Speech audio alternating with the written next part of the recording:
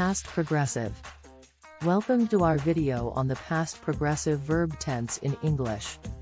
The past progressive is a verb tense that is used to talk about an action that was in progress at a specific time in the past. In this video, we will be covering the basic structure of past progressive sentences, the use of auxiliary verbs, and the difference between the past progressive and the simple past. The basic structure of a past progressive sentence is as follows: subject plus auxiliary verb was / were plus present participle of the main verb. For example, I was eating breakfast when you called.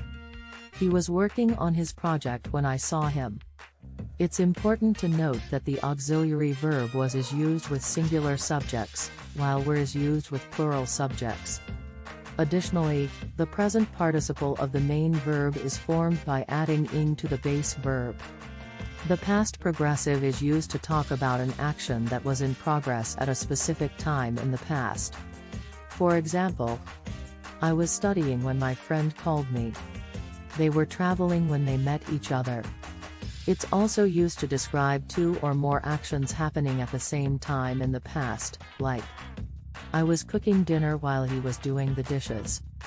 It's important to note that the past progressive is not used to describe completed actions, for that we use the simple past. Conclusion. In conclusion, the past progressive is a verb tense that is used to talk about an action that was in progress at a specific time in the past. Remember to use the auxiliary verb was with singular subjects and were with plural subjects, and to form the present participle of the main verb by adding ing. Practice using the past progressive in your speaking and writing, and you'll be an expert in no time.